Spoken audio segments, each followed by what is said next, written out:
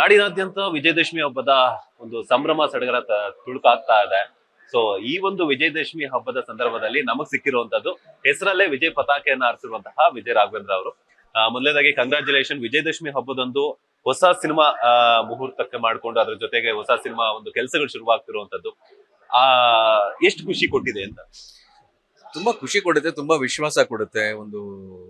ನಾನು ಯಾವಾಗ್ಲೂ ಹೇಳ್ತಾ ಇರ್ತೀನಲ್ಲ, ನಿರೀಕ್ಷೆ ಇಲ್ಲ, ಆದ್ರೆ ನನಗೆ ತುಂಬಾ ಆಶಯ ಇದೆ ಅಂತ. ಸೊ ಈ ತರ ಕ್ಷಣಗಳು, ಈ ತರ ಸಂದರ್ಭಗಳು ನಮ್ಗೆ ಬಹಳ ಧೈರ್ಯ ಕೊಡುತ್ತೆ. ಆಮೇಲೆ ಯಾವ್ದನ್ನಾದ್ರೂ ಒಂದು ಎದುರು ನೋಡಬೇಕು ಅನ್ನೋ ಒಂದು ಖುಷಿ ಇರುತ್ತೆ ಸರ್. ಟೈಟ್ಲ್ ಅಲ್ಲಿ ವಿಭಿನ್ನವಾಗಿದೆ ಸರ್. ಶ್ರೀಮತಿ ಸಿಂಧೂರ ಅನ್ನುವಂಥದ್ದು.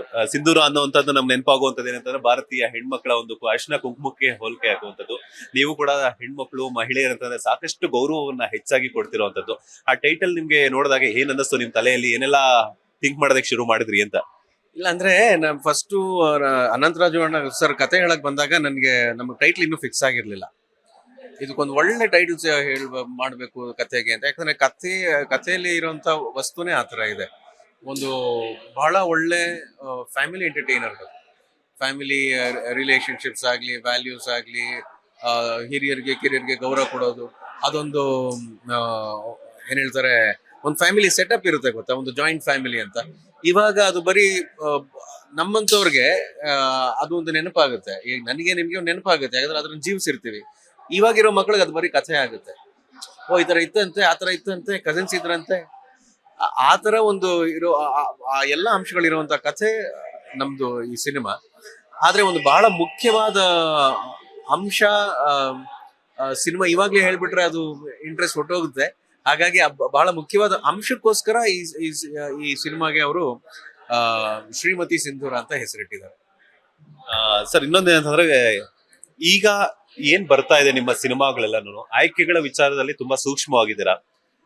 ಮೊದ್ಲೆಲ್ಲ ಲವರ್ ಬಾಯ್ ಕಾಣಿಸ್ಕೊಳ್ತಾ ಇದ್ರು. ಈಗೆಲ್ಲಾನು ಪ್ರಯೋಗಾತ್ಮಕ ಸಿನಿಮಾಗಳಲ್ಲಿ ವಿಜಯ್ ರಾಘವೇಂದ್ರ ಅವರು ತಮ್ಮನ್ನು ತಾವು ತೊಡಸ್ಕೊಂಡು ಹೊಸತನವನ್ನ ಹಾಗೇನೆ ಹೊಸ ಸಿನಿಮಾಗಳನ್ನ ಕೊಡ್ತಾ ಇದ್ದಾರೆ. ಸೊ ಮತ್ತೆ ಹಳೆ ಲವರ್ ಬಾಯ್ ಅನ್ನ ಯಾವಾಗ ಕಾಣ್ಕೋಬಹುದು ನಾವು? ಎಲ್ಲಿ ಸರ್ ಹಳೆ ಲವರ್ ಬಾಯ್ ಅಂದ್ರೆ ಇವಾಗ ಕಷ್ಟ ಆಗ್ಬಿಡುತ್ತೆ. ಯಾಕಂದ್ರೆ ಇವಾಗ ಈಗ ಆಗಿರೋ ವಯಸ್ಸು. ಆಮೇಲೆ ನನ್ಗೆ ಬಹಳ ಆಸೆ ಇತ್ತು, ನನಗೆ ಬಿಳಿ ಕೂದಲು ಬರ್ಬೇಕು ಅಂತ ತುಂಬಾ ಆಸೆ ಇತ್ತು. ನನಗೆ ಬಿಳಿ ಕೂದಲು ಬೇಕು, ಬಿಳಿ ದಾಡಿ ಮೀಸೆ ಬರ್ಬೇಕು ಅಂತ ತುಂಬಾ ಆಸೆ ಇತ್ತು ನನಗೆ. ಅದು ಎಲ್ಲ ಸ್ವಲ್ಪ ಕಾಣಿಸ್ಕೊತಾ ಇದೆ ಇವಾಗ. ಅದ್ರ ಬಗ್ಗೆ ಖುಷಿ ಇದೆ, ಹೆಮ್ಮೆ ಇದೆ.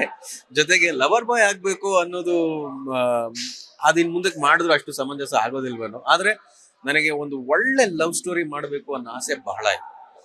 ಬಹಳ ಅಚ್ಚುಕಟ್ಟಾಗಿರುವಂತ ಎಮೋಷನಲ್ ಲವ್ ಸ್ಟೋರಿ ಮಾಡಬೇಕು ಅನ್ನೋ ಆಸೆ ನನಗೆ ಬಹಳ ಇದೆ. ನೀವ್ ಹೇಳ್ದಾಗೆ ನಾನು ಆಗ್ಲಿ ಯಾವಾಗ್ಲೂ ಅದೇ ಹೇಳ್ತಿರ್ತೀನಲ್ಲ, ನಾನ್ ಪಾತ್ರಗಳನ್ನು ಚೂಸ್ ಮಾಡ್ತಾ ಇಲ್ಲ ಸರ್, ಅವರು ನನ್ನನ್ನ ಚೂಸ್ ಮಾಡ್ತಿದ್ರೆ ಅವ್ರು ಮಾಡ್ತಿರೋಂಥ ಕಥೆಗೆ. ಎಲ್ಲೋ ಒಂದ್ ಕಡೆ ನಮ್ಗೊಂಥರ ಖುಷಿ ಆಗುತ್ತೆ.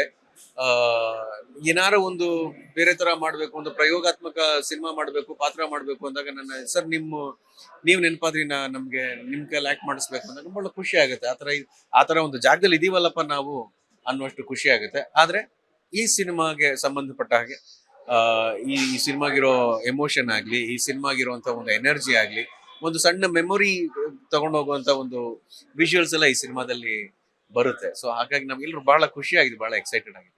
ನೀವು ಹೇಳ್ತಾ ಇದ್ರಿ ಲೈಕ್ ಬಿಳಿ ಕೂದ್ಲು ಮತ್ತೆ ಬಿಳಿ ಗಡ್ಡ ಬೇಕು ಅಂತ. ನಮ್ಗೆ ಬೇಡ ಅಂದ್ರೂ ಬರ್ತಾ ಇತ್ತು, ನೀವು ಬೇಕು ಅಂದ್ರೂ ಬರ್ತಿಲ್ಲ. ಅದೇ ಎಲ್ಲ ಬೈತಾರೆ, ಯಾಕೆ ಸುಮ್ಮನಿರಕ್ಕಾಗಲ್ಲ, ಸುಮ್ಮನೆ ಕೂಡ ಅದ್ರ ಪಾಡಕ್ ಅದ್ ಬರುತ್ತೆ ಅಂತ. ಬಟ್ ನಾನ್ ಸುಮ್ಮನೆ ತಮಾಷೆ ಮಾಡ್ತಾ ಇರ್ತೀನಿ. ಆಯ್ತಪ್ಪ ನೋಡೋ 40-45 ವರ್ಷ ಆಯ್ತು. ನಮ್ಗೆ ಆತರ ಈ ಸಾಲ್ಟ್ ಅಂಡ್ ಪೇಪರ್ ಲುಕ್ ಮಾಡಿದಾಗ ಬೇರೆ ಬೇರೆ ಪಾತ್ರಗಳನ್ನ ಮಾಡುವಂತ ಒಂದು ಅವಕಾಶ ಸಿಗುತ್ತೆ. We can stretch our selves as an actor ಅಂತ ನನ್ಗೆ ಆಸೆ. ಈಗಲೂ ಆಸೆ ಇದೆ ನನಗೆ, ಆದಷ್ಟು ಬೇಗ ಸ್ವಲ್ಪ ಬಿಳಿ ಕೂದಲು ದಾಡಿ ಎಲ್ಲ ಬರ್ಬೇಕು ಅಂತ ನಾನು ಕಾಯ್ತಾ ಇದ್ದೀನಿ. ಈಗ ಲೈಕ್ ಶ್ರೀಮತಿ ಸಿಂಧೂರ ಅನ್ನುವಂಥದ್ದು ಯಾವಾಗಿಂದ ಶುರುವಾಗ್ತಾ ಇದೆ? ಯಾವಾಗ ಎಕ್ಸ್ಪೆಕ್ಟ್ ಮಾಡಬಹುದು? ಕಥೆಯಲ್ಲಿ ನಿಮ್ಗೆ ಇಷ್ಟ ಆಗಿದ್ದೇನು? ಪಾತ್ರದ ಬಗ್ಗೆ ಹೇಳೋದಾದ್ರೆ ಸರ್, ಶ್ರೀಮತಿ ಸಿಂಧೂರ ಸಿನಿಮಾ ನಾವು ಏನಿದ್ರು 2026 ರಿಲೀಸ್ ಆಗುತ್ತೆ. ಅಕ್ಟೋಬರ್ ಎಂಡ್ಗೆ ಸಿನಿಮಾ ಶೂಟಿಂಗ್ ನಾನು ಜಾಯ್ನ್ ಆಗ್ತಾ ಇದ್ದೀನಿ ಅವ್ರ ಜೊತೆ. ಒಂದು ಒಳ್ಳೆ ಎಂಟರ್ಟೈನ್ಮೆಂಟ್ ನ ಎಕ್ಸ್ಪೆಕ್ಟ್ ಮಾಡ್ಬೋದು. ಒಳ್ಳೆ ಮ್ಯೂಸಿಕ್ ಇದೆ, ರಾಜೇಶ್ ರಾಮನಾಥ್ ಸರ್ ಇದಕ್ಕೆ ಸಂಗೀತ ಕೊಡ್ತಾ ಇದ್ದಾರೆ. ನಮ್ಮ 5 ಸ್ಟಾರ್ ಗಣೇಶ್ ಸರ್ ನೃತ್ಯ ಸಂಯೋಜನೆ ಮಾಡ್ತಿದ್ದಾರೆ. ನನಗೆ ಬಹಳ ಖುಷಿ. ಅಂದ್ರೆ ನಮ್ ಎಲ್ಲ ನಾನೆಲ್ರೂ ಬಹಳ ಗೌರವದಿಂದ, ಬಹಳ ಪ್ರೀತಿಯಿಂದ ಕಾಣ್ತಾ ಇದ್ದಂತ ಅಷ್ಟು ಜನ ಟೆಕ್ನಿಷಿಯನ್ಸ್ ಈ ಸಿನಿಮಾಗೆ ಮತ್ತೆ ಒಟ್ಟಾಗಿದ್ದೀವಿ. ಅದಕ್ಕೆ ನಾನು ಮುಖ್ಯವಾಗಿ ನಾಗಿರೆಡ್ಡಿ ಸರ್ಗೆ, ಪ್ರೊಡ್ಯೂಸರ್ಗೆ ಥ್ಯಾಂಕ್ಸ್ ಹೇಳ್ಬೇಕು, ಅನಂತರಾಜು ಸರ್ಗೆ ಥ್ಯಾಂಕ್ಸ್ ಹೇಳ್ಬೇಕು. PKH ದಾಸಣ್ಣ ಸಿನಿಮಾಟೋಗ್ರಫಿ ಮಾಡ್ತಿದ್ದಾರೆ. ಸೊ ಇಂಥ ಒಂದು ಒಳ್ಳೆ ಟೀಮ್ ಸೇರಿದಾಗ ಒಂದು ವಿಜುವಲ್ ಟ್ರೀಟ್ ಅಂತೂ ಇದ್ದೇ ಇರುತ್ತೆ. ಜೊತೆಗೆ ಕಥೆಯ ವಿಚಾರದಲ್ಲಿ ತುಂಬಾ ಗಮನವನ್ನ ಅನಂತರಾಜು ಸರ್ ನೀಡ್ತಾ ಇದ್ದಾರೆ. ಸೊ ಹಾಗಾಗಿ ನಮಗೆ ಆಕ್ಟ್ ಮಾಡೋದಕ್ಕೂ ತುಂಬಾ ಖುಷಿ ಆಗುತ್ತೆ. ಮೊದಲನೇ ಸಲ ಪ್ರಿಯಾ ಹೆಗ್ಡೆ ಅಂತ ಒಬ್ರ ಜೊತೆ ನಾನು ಆಕ್ಟ್ ಮಾಡ್ತಾ ಇದ್ದೀನಿ. ಅವರು ಕೂಡ ಮಂಗಳೂರವರು, ಇತ್ತೀಚೆಗೆ ಶುರು ಮಾಡಿದ್ದಾರೆ. ಆಮೇಲೆ ಅವರು ಚೂಸ್ ಮಾಡಿರೋ ಕಾರಣನೇ ಇವಾಗ ನನ್ನ ಪಾತ್ರ ನಾನು ಆಗ್ಲೇ ಹೇಳಿದಾಗೆ ಒಂದು ಊರಿನ ಒಂದು ಗೌರವಸ್ಥ ಕುಟುಂಬದ ಒಬ್ಬ ಹುಡುಗ. ಆ ಸ್ವಲ್ಪ ಏನ್ ಹೇಳ್ತಾರೆ, ಒಂದ್ ಸ್ವಲ್ಪ ಮುಂಗೋಪಿ ಆಗಿರ್ತಾನೆ. ಅವನ್ಗೆ ಈ ತರ ಒಂದು ಹುಡುಗಿ ಸಿಗ್ತಾಳೆ ಅಂದ್ರೆ ಅವ್ರ ಕುಟುಂಬಕ್ಕೂ ಆ ಹುಡುಗಿ ಕುಟುಂಬಕ್ಕೂ ಯಾವುದೇ ರೀತಿ ಏನ್ ಹೇಳ್ತಾರೆ ಹೋಲಿಕೆ ಇರೋದಿಲ್ಲ, ತುಂಬಾ ಅಂತರ ಇರುತ್ತೆ. ಸೊ ಇವೆಲ್ಲ ಅವಾಗ ಬರ್ತಾ ಇದ್ದಂತ ವ್ಯಾಲ್ಯೂಸ್ ಇರುವಂತ ಕಥೆಗಳು, ವ್ಯಾಲ್ಯೂ ಬೇಸ್ಡ್ ಕಥೆಗಳು. ಇವಾಗ ಮತ್ತೆ ಅದನ್ನೇ ಮಾಡ್ತಿದೀವಿ ಅಂದ್ರೆ ಅದನ್ನ ನೋಡಿ ನಮ್ಮ ಜನ ಇಷ್ಟಪಡ್ತಾರೆ. ಜೊತೆಗೆ ಇದರಲ್ಲಿ ಒಂದು ಸಣ್ಣ ದೈವಾಂಶ ಇದೆ ನಮ್ಮಲ್ಲಿ. ನೀವೆಲ್ಲ ನೋಡಿರೋ ಹಾಗೆ ಇವಾಗ ಜನರೇಷನ್ಗೆ ಒಂದ್ ಸ್ವಲ್ಪ ಡಿವಿನಿಟಿ ಇರುವಂತ ವಿಚಾರ ಆಗ್ಲಿ ಅಥವಾ ಅವ್ರಿಗೆ ಅರ್ಥ ಆಗದೆ ಇರುವಂತ ವಿಚಾರ ಆಗ್ಲಿ ಸಡನ್ ಆಗಿ ಅಟ್ರಾಕ್ಟ್ ಆಗ್ತಾರೆ. ಏನಿದೆ ಅಂತ ಕುತೂಹಲ ಇದೆ. ಸೊ ಆ ತರ ಒಂದು ಕುತೂಹಲವನ್ನ ಎಂಟರ್ಟೈನ್ಮೆಂಟ್ ಜೊತೆಗೆ ಬಗೆಹರಿಸುವಂತ ಒಂದು ಸಿನಿಮಾ. ಮಾತಾಡ್ತಾ ದೈವದ ಬಗ್ಗೆ ಮಾತಾಡ್ತಾ ಇದ್ರಿ. ದೈವದ ಬಗ್ಗೆ ಮಾಡಿರುವಂತ ಎಲ್ಲಾ ಸಿನಿಮಾಗಳು ಕೂಡ ಕನ್ನಡ ಸಿನಿಮಾ ರಂಗದಲ್ಲಿ ಆಗಿರ್ಬೋದು, ಪರಭಾಷೆಗಳಾಗಿರ್ಬೋದು ಮಿಂಚುವಂಥದ್ದು. ಎಕ್ಸಾಂಪಲ್ ಏನಂತಂದ್ರೆ ಕಾಂತಾರ. ಎಲ್ಲಾ ಕಡೆನೂ ಕೂಡ ನಿನ್ನೆಯಿಂದನೇ ಪೇಡ್ ಪ್ರೀಮಿಯರ್ ಶೋಸ್ ಎಲ್ಲ ಆಯ್ತು. ರಿಷಬ್ ಶೆಟ್ಟಿ ಅವರು ಮತ್ತೆ ನೆಕ್ಸ್ಟ್ ಲೆವೆಲ್ ಆಕ್ಟಿಂಗ್ ಅನ್ನ ತೋರಿಸಿದಾರೆ ಅಂತ ಎಲ್ಲ ಪಾಸಿಟಿವ್. ಮತ್ತೊಮ್ಮೆ ಕನ್ನಡ ಚಿತ್ರರಂಗಕ್ಕೆ ಒಂದು ಹೊಸ ಸಿನಿಮಾ, ಅದ್ರ ಜೊತೆಗೆ ಹೊಸ ದೈವದ ಕಳೆ ಎಲ್ಲಾನು ಕೂಡ ಬಂದಂಗಾಗಿದೆ. ಸೊ ಏನ್ ಹೇಳ್ತೀರಾ ಆ ಒಂದು ಸಕ್ಸಸ್ ರೇಟ್ಗೆ? ಇನ್ನು ಇವತ್ತು ರಿಲೀಸ್ ಆಗಿದೆ, ಆಗ್ಲೇನೆ ಎಲ್ಲಾ ಕಡೆಯಿಂದನೂ ತುಂಬಾ ಪಾಸಿಟಿವ್ ವೈಬ್ಸ್ ಅನ್ನ ಬರ್ತದೆ. ನಾನಂತೂ ಕಾಯ್ತಾ ಇದ್ದೆ ಕಾಂತಾರ ನೋಡಬೇಕು ಅಂತ. ನಾನು ಅವ್ರು ಯಾವಾಗ ಡೇಟ್ ಅನೌನ್ಸ್ ಮಾಡಿದ್ರು, ಆಮೇಲೆ ಇನ್ಫ್ಯಾಕ್ಟ್ ಹೇಗಾಗುತ್ತೆ ಅಂದ್ರೆ ಅವರ ಒಂದು ನಂಬಿಕೆ ಇದೆಯಲ್ಲ, ಅವರ ಒಂದು ವಿಶ್ವಾಸ ಇದೆಯಲ್ಲ, ನಮ್ಮ ಸಿನಿಮಾನ October 2 ರಿಲೀಸ್ ಮಾಡಬೇಕು ಅನ್ನೋ ಅವ್ರ ವಿಶ್ವಾಸ ಏನಿತ್ತು, ಅವ್ರ ವಿಶ್ವಾಸ ಜೊತೆಗೆ ನಮ್ಮೆಲ್ಲರ ಪ್ರೇಯರ್ಸು ಇತ್ತು ಅಂತ ಕಾಣುತ್ತೆ. ಬಂದ್ಬಿಡ್ಲಿ, ಇದು October 2 ಬಂದ್ಬಿಡ್ಲಿ, ಸಿನಿಮಾ ಚೆನ್ನಾಗಾಗ್ಲಿ ಅಂದ್ರೆ ಯಾವುದೇ ಕಾರಣಕ್ಕೂ ಯಾವುದೇ ಸಂದರ್ಭದಲ್ಲೂ ನಾವು ನಂಬಿರುವಂತ ದೇವರಾಗ್ಲಿ ದೈವ ಆಗ್ಲಿ ನಮ್ಮ ಕೈ ಬಿಡೋದಿಲ್ಲ. ಆ ದೈವಕ್ಕೆ ನಾವು ಕೊಡುವಂತ ಗೌರವ ಭಕ್ತಿ ಎಲ್ಲವೂ ಕೊಟ್ಟು ಒಂದು ಸಿನಿಮಾ ಮಾಡಿದಾಗ ಅಥವಾ ನಾವು ಯಾವ್ದೇ ಕೆಲಸ ಮಾಡಿದಾಗ ನಮ್ ಕೈ ಹಿಡಿಯುತ್ತೆ. ಆಮೇಲೆ ನೀವೇ ನೋಡ್ದಂಗೆ ಯಾಕಪ್ಪ ಕಾಂತಾರ ತರ ಸಿನಿಮಾ ಬರ್ತಿಲ್ಲ, ಯಾಕಪ್ಪ ಒಂದು ಚಾರ್ಲಿ ತರ ಸಿನಿಮಾ ಬರ್ತಿಲ್ಲ, ಸೂ ಫ್ರಮ್ ಸೋ ಬಂತು, ಬಹಳ ಖುಷಿ ಆಯ್ತು ಅಂತ ಇರೋ ಸಂದರ್ಭದಲ್ಲಿ ಮತ್ತೆ ಕಾಂತಾರ ಬರುತ್ತೆ. ಒಂದು ಬಹಳ ದೊಡ್ಡ ಪ್ರಯತ್ನ ಇದೆ, ಬಹಳ ದೊಡ್ಡ ಪ್ರಾಮಾಣಿಕತೆ ಇದೆ. ರಿಷಬ್ ಶೆಟ್ಟಿ ಅವರ ಪ್ರಾಮಾಣಿಕತೆ ಇದೆ, ಅವ್ರ ಇಡೀ ಚಿತ್ರತಂಡದ ಇಡೀ ಪ್ರಾಮಾಣಿಕತೆ ಇದೆ. ಸೊ ಖಂಡಿತ ಒಳ್ಳೇದಾಗುತ್ತೆ. ಅಂದ್ರೆ ಸುಮ್ನೆ ಒಂದ್ ಸಿನಿಮಾ ಮಾಡಿಲ್ಲ ಅವ್ರು, ಅದ್ರ ಹಿಂದೆ ಅವ್ರು ಮಾಡಿರುವಂತ ತಯಾರಿ ಅವ್ರಿಗೆ ಗೊತ್ತು. ಅದನ್ನ ನೋಡಿ ನಾವೆಲ್ಲ ಅನುಭವಿಸ್ತೀವಿ, ಆ ಖುಷಿನ ಅನುಭವಿಸ್ತೀವಿ. ಸೊ ಈ ತರ ಕಷ್ಟಪಟ್ಟು ಅಷ್ಟೇ ನಿಷ್ಠೆಯಿಂದ ಕೆಲಸ ಮಾಡ್ಬೇಕು ಅಂತ ಪದೇ ನಾವು ನೋಡ್ತಿರ್ತೀವಿ. ಆದ್ರೆ ಎಲ್ಲೋ ಒಂದ್ ಕಡೆ ಕಲೆಕ್ಟಿವ್ ಆಗಿ ಯೋಚನೆ ಮಾಡಿದಾಗ ಎಲ್ಲರೂ ಆ ಕೆಲಸ ಮಾಡ್ತಿದಾರಾ ಅಂತ ನಾವು ಯೋಚನೆ ಮಾಡ್ಬೇಕಾಗುತ್ತೆ. ಸೊ ನಮಗೆಲ್ರಿಗೂ ಒಂದ್ ರೀತಿ ಇನ್ಸ್ಪಿರೇಷನ್ ಆಗುತ್ತೆ, ನಮ್ಗೆಲ್ರಿಗೂ ಒಂದ್ ರೀತಿ ಧೈರ್ಯವನ್ನ ಕೊಡುತ್ತೆ, ನಮಗೆಲ್ರಿಗೂ ಒಂದ್ ರೀತಿ ಆಶಯವನ್ನ ಕೊಡುತ್ತೆ ಈ ತರ ಯಶಸ್ಸುಗಳು. ಸರ್, ಈಗ ನೀವು ಮಾತಾಡ್ತಾ ದೈವದ ಬಗ್ಗೆ ಅದ್ರಲ್ಲಿ ಈಗ ಕಾಂತಾರದಲ್ಲಿ ಸಾಕಷ್ಟು ಭೂತಕೋಲ ಆಗಿರ್ಬೋದು, ಪಂಜುರ್ಲಿ ದೈವದ ಬಗ್ಗೆ ಆಗಿರ್ಬೋದು, ಹಾಗೇನೆ ಕೊರಗಜ್ಜ ಸ್ವಾಮಿ ದೇವರು. ಸೊ ನೀವು ಯಾವತ್ತಾದ್ರೂ ಮಂಗ್ಳೂರ್ಗೆ ಹೋಗಿ ಆ ಭೂತಕೋಲದಲ್ಲಿ ಪಾರ್ಟಿಸಿಪೇಟ್ ಮಾಡಿದ್ದುಂಟಾ? ಕೊರಗಜ್ಜನ ಸ್ವಾಮಿ ದೇವಸ್ಥಾನಕ್ಕೆ ಹೋಗಿ ಭೇಟಿ ಮಾಡಿ ಅವ್ರ ಆಶೀರ್ವಾದ ಪಡ್ಕೊಂಡಿದ್ದುಂಟಾ? ಅದ್ರ ಬಗ್ಗೆ ಏನಾದ್ರು ನಿಮ್ಗೆ ಗೊತ್ತಿದ್ರೆ? ಖಂಡಿತ ನಾನ್ ಮಂಗ್ಳೂರ್ಗೆ ಹೋದಾಗೆಲ್ಲ ಕೊರಗಜ್ಜನ ಸ್ಥಾನಕ್ಕೆ ಹೋಗ್ತೀನಿ, ದೇವಸ್ಥಾನಕ್ಕೆ ಹೋಗಿ ನಮಸ್ಕಾರ ಮಾಡ್ತೀವಿ, ಪೂಜೆ ಮಾಡ್ತೀವಿ. ನಮ್ಮ ಕುಟುಂಬದಲ್ಲಿ ಅಂದ್ರೆ ನನ್ನ ಶ್ರೀಮತಿ ಸ್ಪಂದನ ಅವರ ಫ್ಯಾಮಿಲಿಯಲ್ಲಿ ಬೆಳ್ತಂಗಡಿಯಲ್ಲಿ ಕೋಲ ನಡೀತಾ ಇರುತ್ತೆ. ಅದು ವರ್ಷಕ್ಕೊಂದ್ಸಲ ನಾವು ಅದು ರೂಢಿ ಆಗಿದೆ ನಮ್ಗೆ.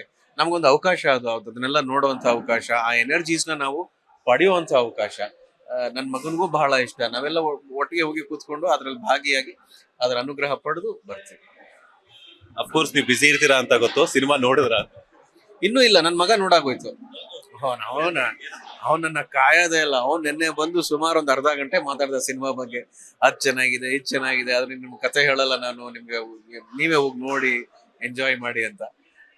ಖುಷಿ ಆಗೈತೆ ನನಗೆ. ಇತ್ತೀಚೆಗೆ ಮೊನ್ನೆ ಅಷ್ಟೇ ಶ್ರೀಮುರಳಿ ಸರ್ ಅವರ ಪರಾಕ್ ಸಿನಿಮಾ ಕೂಡ ಮುಹೂರ್ತ ಆಯ್ತು. ತಮ್ಮನಿಗೆ ಹಬ್ಬದ ದಿನ ಯಾವ ರೀತಿ ವಿಶೇಷನ ತಿಳಿಸ್ತೀವಿ?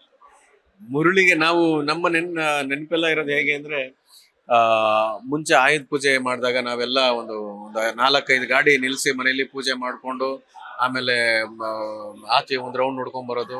ಮಾರನೇ ದಿನ ವಿಜಯದಶಮಿ ಆಗುತ್ತೆ. ಆಮೇಲೆ ನೆಕ್ಸ್ಟ್ ಏನಪ್ಪಾ ಅಂದ್ರೆ ದೀಪಾವಳಿ ಕಾಯೋದು.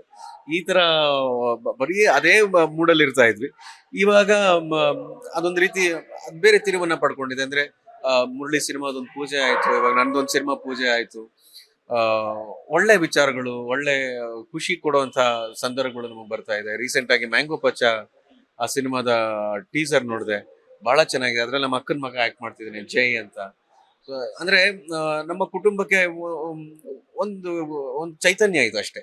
ಕೆಲಸ ಮಾಡಿದಾಗ ಒಳ್ಳೆ ವಿಷಯ ಆದಾಗ ನಮ್ಗೆ ಒಳ್ಳೆ ಚೈತನ್ಯ ಬರುತ್ತೆ ಸರ್.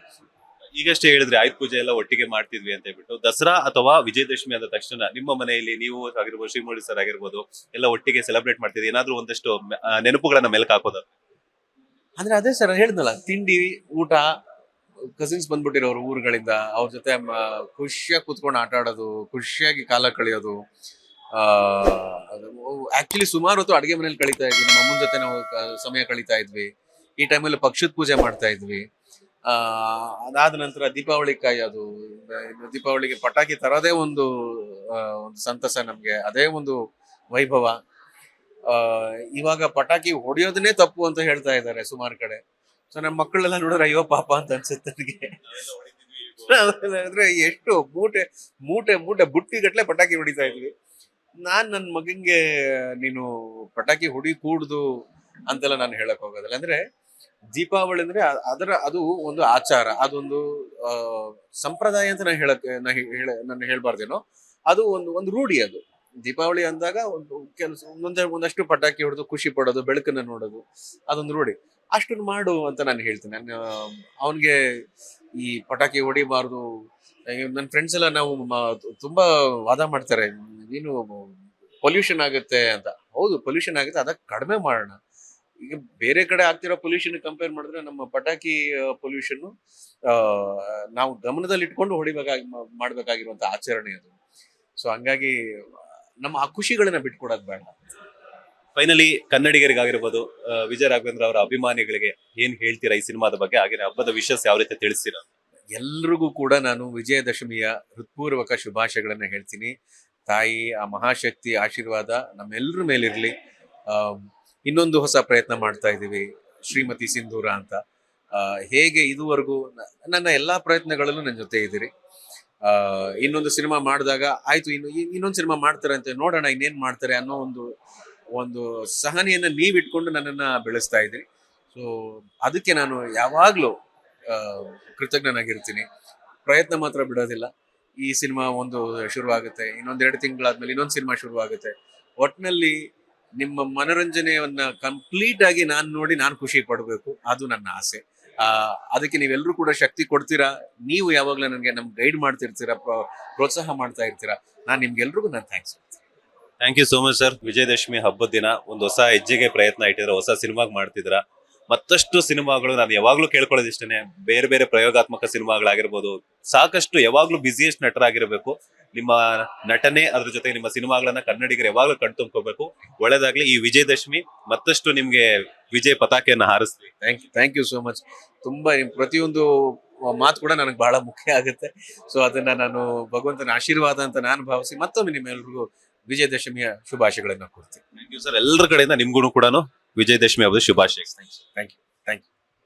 ಇದಾಗಿತ್ತು ನಟ ವಿಜಯ ರಾಘವೇಂದ್ರ ಅವರ ಮಾತು. ಹೊಸ ಸಿನಿಮಾಗಳನ್ನ ಮಾಡ್ತಾ ಸದಾ ಕನ್ನಡಿಗರಿಗೆ ಹೊಸತನವನ್ನ ಕೊಡೋದಕ್ಕೆ ಹೊರಟಿದ್ದಾರೆ. ಒಳ್ಳೆದಾಗ್ಲಿ ಅಂತ. ಕ್ಯಾಮರಾ ಪರ್ಸನ್ ರವಿಚಂದ್ರ ಜೊತೆ Manjunath Srinivas, boss TV Kannada, Bengaluru. Latest ಹಾಗೂ ಇಂಟ್ರೆಸ್ಟಿಂಗ್ ಸುದ್ದಿಗಳಿಗಾಗಿ ಬಾಸ್ ಟಿವಿ ಕನ್ನಡ ಚಾನೆಲ್ನ ಸಬ್ಸ್ಕ್ರೈಬ್ ಮಾಡಿ. ಹಾಗೆಯೇ ಬೆಲ್ ಐಕಾನ್ ಪ್ರೆಸ್ ಮಾಡಿ. ಇದರ ಜೊತೆಗೆ ಫೇಸ್ಬುಕ್, ಇನ್ಸ್ಟಾಗ್ರಾಮ್, ಎಕ್ಸ್ ನಲ್ಲೂ ಮಿಸ್ ಮಾಡದೆ ಫಾಲೋ ಮಾಡಿ.